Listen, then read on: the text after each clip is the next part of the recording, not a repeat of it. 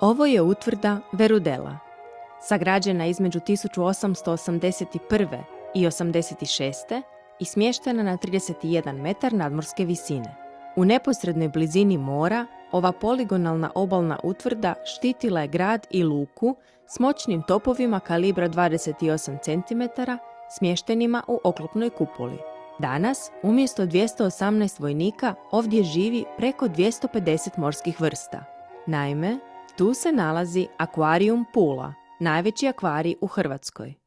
U kazamatima, kaponirima, skladištima i brojnim hodnicima, između ostalog, nalazimo fascinantni mediteranski i tropski morski svijet, centar za oporavak morskih kornjača i utočište za plemenite periske.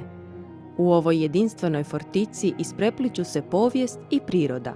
Tamo gdje su nekada odjekivali zvukovi čizama, sada dopiru zvukovi morske vode.